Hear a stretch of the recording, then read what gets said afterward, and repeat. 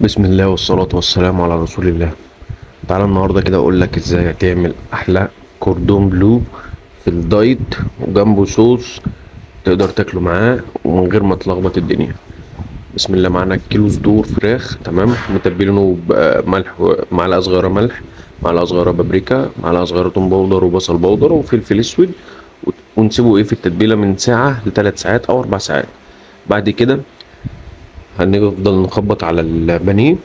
ايه بعد ما نسيبه نطلعه من التتبيله هنفضل نخبط عليه جامد جدا، ونيجي عند ايه بعد ما نفرده كده، ايه عند الحته الناعمه هنروح ايه حاطين عليها جبنه موتزاريلا لايت، تمام، ونروح ايه لفينه.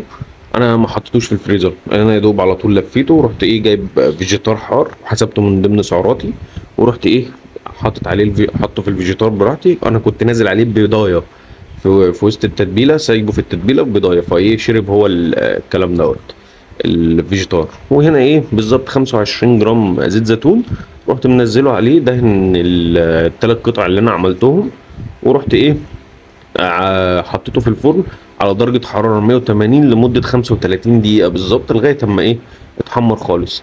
انتوا طبعا يعني من غير ما تلخبطوا الدنيا والكلام ده كله هيطلع معاكوا زي المقلي بالظبط اهو، جبنه سايحه وكله ايه مستوي، حاجه كده ايه من غير اي لخبطه. الصوص دوت هعمل لكم فيديو والطريقه بتاعته كامله لوحده،